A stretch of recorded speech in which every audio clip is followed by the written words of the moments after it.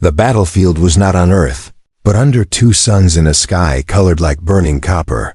The ground was cracked and dry, the air thick with heat and smoke. All around, soldiers from different planets stood in silence. Watching the center of the arena, the challenge was clear. One final fight would decide the war between humans and the proud alien race called the Drellians. The Drellians were tall and fast, with sharp armor grown from their own bodies. Their champion was called Varnak, a warrior who had never lost a duel. He had blades on both arms and a voice that roared like thunder. Behind him stood the Drellian princess, Sarava, watching from her silver throne. She was known for her beauty, her cold heart, and one shocking promise. She had sworn before both armies that she would belong to the victor of the duel. If Varnak won, the humans would surrender, and she would return to her kingdom with him. But if the human won, then she would become his. Many thought it was a game. Others believed it was her way to make Varnak fight harder. But she looked serious when she made the vow. Her sharp eyes cold as ice, her voice louder than the wind.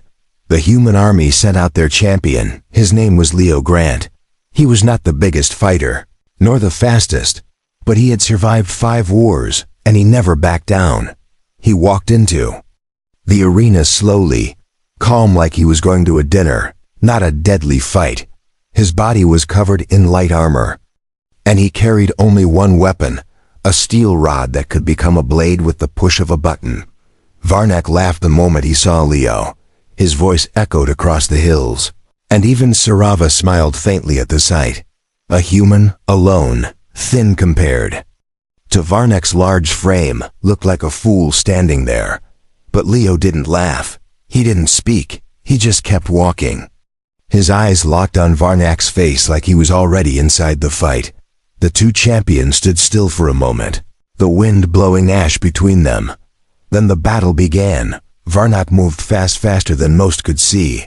He lunged at Leo with both blades aimed for the neck, but Leo ducked under, turned, and hit Varnak's knee with the blunt side of his rod.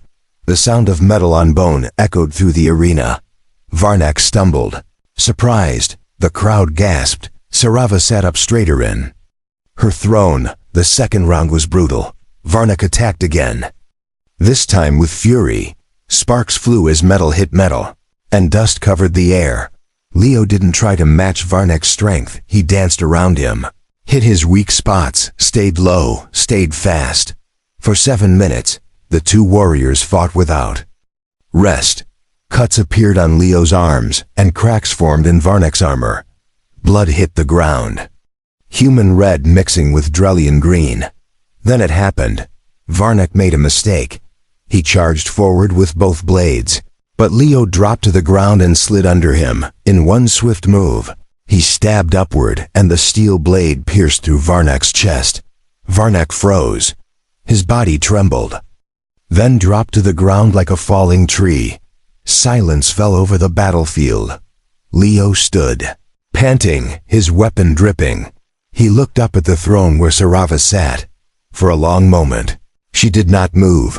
Then she stood, walked slowly down the steps, and stopped in front of him. Her face was still like stone, unreadable. She looked at the human who had just crushed her champion, and she said nothing. Not yet. Sarava looked at Leo with no fear in her eyes. The battlefield was still quiet as she walked toward him. Her long silver robe moved with the wind, and her feet made no sound on the dusty ground. She stopped just 1 step away from him and raised her hand gently. Leo didn't flinch. He stood there, watching her carefully, his weapon still in his grip but pointed to the ground. Sarava touched his cheek softly with her clawed fingers and studied him like he was some strange puzzle. "You have won," she said at last, her voice calm and cold like ice. "The Drellian vow is sacred. I will not break it. I belong to the victor now." Leo blinked but said nothing. Soldiers on both sides whispered. No one had expected her to keep that promise, not really, but now. Here she was, offering herself to a human. A general from the human side stepped forward and spoke into his cum device. "Commander, The princess is surrendering herself to our champion. Victory confirmed. Leo looked around slowly. The battlefield was already changing. Drellian troops were lowering their weapons, some falling to their knees. The humans raised their flags in silence, unsure how to celebrate something that felt strange and heavy. Later, inside a quiet tent lit by a single lantern, Sarava sat across from Leo at a metal table. She did not speak. She only watched him like a cat watching a bird. Leo cleaned his weapon with a cloth, slow and thoughtful. Finally, he said, "Why did you do it? Why promise yourself like that? Was it to force Varnak to fight harder?" Sarava's red eyes blinked once. "I expected him to win. He was our strongest. But deep inside, I wanted to see if a human could do the impossible. And now I have my answer." "You don't seem angry about it," Leo said.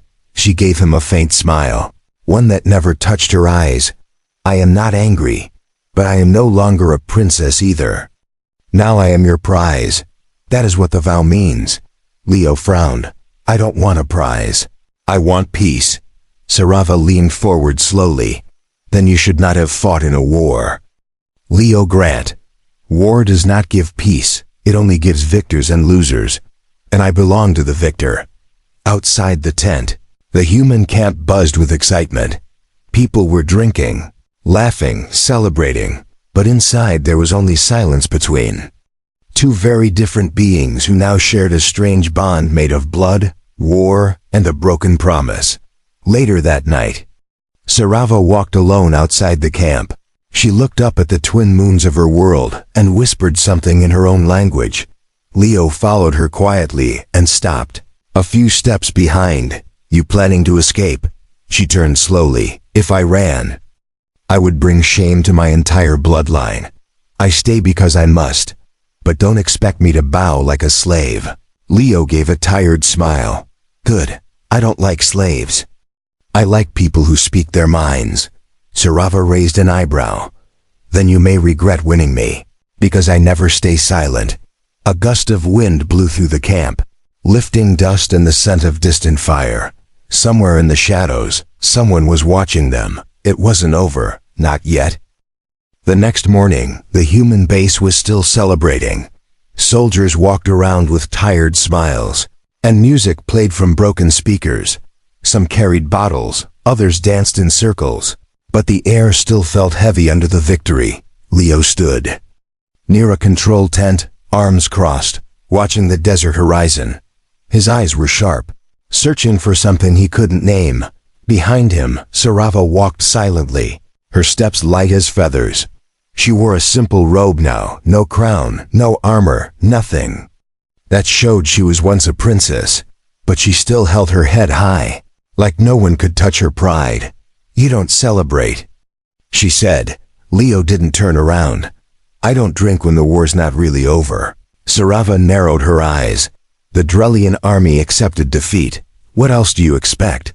"I expect betrayal," Leo said quietly. "I don't think your people will accept you being handed over like a trophy. Someone will try something." He was right. That night, just before the second moon rose, the alarm blared. Red lights flashed through the base, and soldiers grabbed their weapons. Explosions shook the ground near the eastern gate. Leo ran out with his squad, shouting orders. "Defensive line now. Keep the princess safe." A group of Drellian fanatics had attacked the base. They wore black cloaks and moved fast, like shadows with blades. They didn't come to win. They came to kill Sarava inside the command tent. Sarava heard the chaos outside and stood calmly. She looked around, then reached into a hidden pouch in her robe. From it, she pulled out a small, curved blade made of silver bone. The human guards noticed. "Drop the weapon." But Sarava didn't listen. She moved past them like wind, silent and fast. Outside, Leo fought with sweat on his forehead and blood on his hands. He pushed back two attackers and spotted Sarava moving straight into danger. "What are you doing?" he shouted.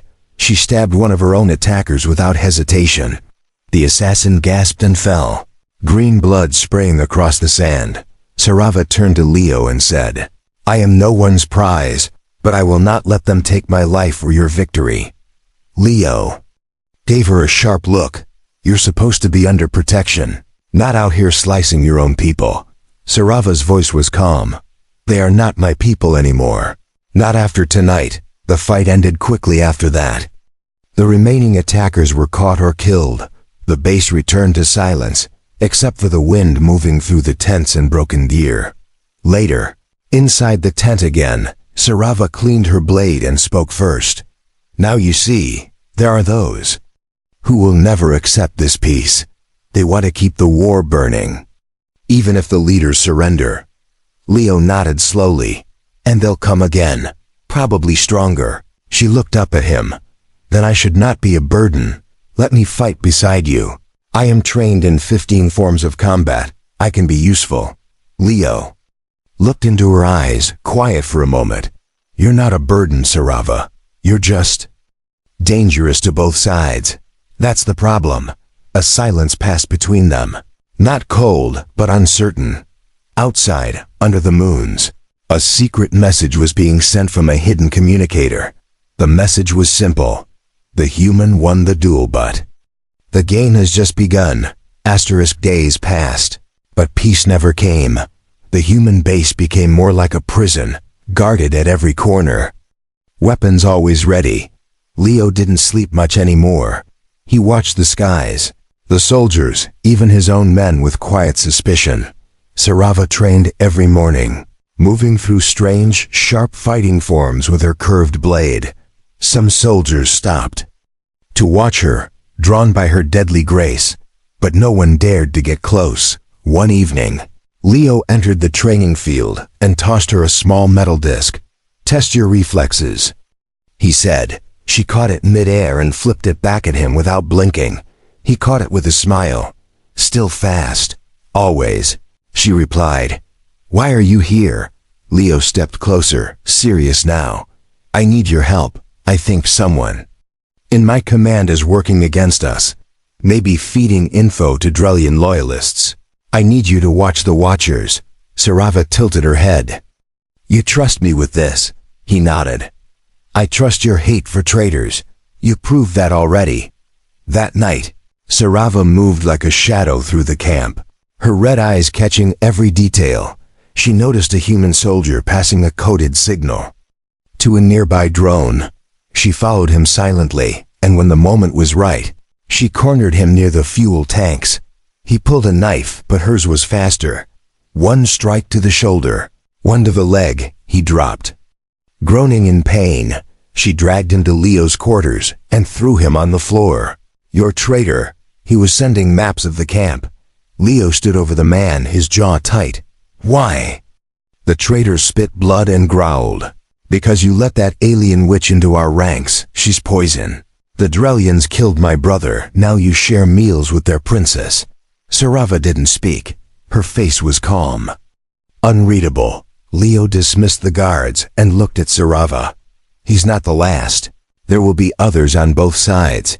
They want us to fail. They want the war back." She sat down on a crate and crossed her legs. "Then we don't give them what they want. We survive. We fight together, not just on the battlefield, but in every shadow and whisper." Leo watched her, then finally asked the question burning in his mind. "Do you regret making that vow, the one that brought you to me?" Sarava looked at him for a long moment, then stood and walked to the tent door. "No, but I wonder, Leo Grant, what kind of man you'll be once you realize you didn't just win a war, you inherited its curse." She walked into the night, her silver robe catching the moonlight like armor, and far away, deep underground, a hidden Drellian war council sat in a dark room lit by blue fire. "The princess is still alive," one of them said, "and the human has her trust. This cannot continue." Another leaned forward, voice sharp as glass. "Then we send someone she won't expect. Someone from her past." The council nodded together. The shadow of the old war was rising again. The desert wind carried dust and warning. Leo felt it in his bones. Something was coming, he just didn't know what. The base had been quiet for 3 days, and that silence felt too heavy, too fake. Sarava stood on the edge of the camp, eyes fixed on the horizon. She had sensed it too. Not danger from the humans, but something old, something personal. That night, under the dim lights of the war tent, Leo was studying maps when Sarava entered without a word. Her face was pale, her eyes harder than usual. "He's coming," she said. Leo looked up. "Who?" She spoke the name slowly. "Tharek, my blood brother. Trained in the same palace as me. Stronger than Varnak, smarter too. He will not fight for pride. He will fight to take me back." Leo leaned forward. "Does he care about you, or just your name?" "He wants what was promised to Varnak," Sarava said coldly. "He wants the throne, and I am the key. If I return to their side, even in chains, the Drellian rebels will follow him." Leo stood and grabbed his weapon. Then, "He's not leaving here with you." Sarava looked him in the eyes. "You won't beat him the same way you beat Varnak. He studies his enemies before he strikes, and he will use your emotions against you." At that moment, alarms blared through the camp. A ship had landed just outside the perimeter. Not an attack, but a single figure walking calmly through the sand. The guards aimed their weapons. But Leo raised a hand. "Let him through." Tharek entered the camp without fear. He wore dark, living armor that pulsed with light. His eyes were deep red, and his voice smooth like flowing water. "I have come to take what was stolen." Leo stepped forward. She chose to honor the vow no one forced her. "You lost." Tharek smiled faintly. "You think this was about a duel?" "This was always about power. The moment she joined your side, she became the weapon you humans will never understand." Sarava stood between them. "I will not return to you." "Tharek, not now, not ever." His smile vanished. "Then you will die beside him." He moved like lightning. The fight began in seconds. Leo blocked the first strike with his rod. Sparks flying through the air. Tharek's armor shifted with every blow. Adjusting to Leo's attacks, Sarava joined the battle too, spinning with her silver blade, moving as one with Leo. They fought side by side, their steps matching like they had trained for years. But Tharek was faster, stronger, smarter. He caught Sarava off guard and knocked her to the ground. Her blade slid across the sand. Leo charged in fury, striking fast and hard. But Tharek dodged and struck back with brutal force. Leo dropped to one knee, gasping. Tharek raised his blade, ready to end it. Then Sarava screamed in Drellian tongue and threw a hidden spike at Tharek's side. It pierced his armor just below the ribs. Tharek staggered, and Leo didn't waste the chance. He drove his rod straight into Tharek's chest with all his strength. The Drellian fell backward, choking, eyes wide with shock. He was still alive, but broken. Sarava stood over him, breathing hard. "I am not yours to take. I am not a prize anymore." Leo looked at her, his voice rough. "You saved me." She nodded. "We save each other now." But in the shadows beyond the camp, other eyes were watching. Eyes that didn't belong to Drellians or humans. Something darker was coming, and peace would have to wait. Asterisk. They buried Tharek in the sand beyond the camp walls. Even though he came to kill, Sarava said the dead deserved silence. She placed a small black stone on the mound and whispered a few words in her old tongue. Leo stood beside her, arms folded, still bruised from the fight. "Do you think they'll stop now?" Sarava shook her head slowly. "No, but fewer will come. The rest will wait, watch, and wonder if we're truly as strong together as we looked last night." Leo looked at her with quiet respect. "You fought like a soldier, not a princess." She gave a small smile. "I stopped being a princess the day I made that vow. Now I am just someone who chooses her side, and I chose you." The days that followed were full of change. The human base was reinforced, new patrols were sent out, and Sarava began training with the human soldiers. teaching them the silent moves of the Drellian warrior schools. Some hated it at first, but over time, even the most stubborn began to respect her. She taught with sharp words and sharper strikes, but never with cruelty. Leo watched her often from a distance, a strange feeling growing inside him, a mix of duty, trust, and something deeper he couldn't name. One night as they sat by the fire under the stars, Sarava spoke first. "I made the vow to test Varnak, but I think fate used it to test me." Leo stared into the fire. "And what did you find?" She looked at him quietly. "That sometimes, losing everything is the only way to find yourself." A shadow passed across the stars overhead, a strange ship, unfamiliar in shape and sound. The base lights flashed, sensors activated, but the ship didn't land, it only hovered, then disappeared into the black sky. Leo stood quickly. That wasn't Drellian tech, or human. Sarava's voice was calm but tense. "It's something else, something old." A message appeared on the main screen of the command post, a signal in a language no one could read. Sarava stepped forward, her face pale. "It's ancient Drellian script, from the Forgotten Clans. They were banished long ago, before even my mother was born. If they're back, then this war was only the beginning." Leo turned to her, serious. "Then we face it together. No more promises. No more chains. Just choice. Yours and mine." She looked into his eyes and nodded. "Together. By will, not by vow." And for the first time since the war began, Sarava smiled, a real smile, soft and tired, but full of truth. The fire burned between them, and above, the stars shifted like watchers waiting for the next chapter.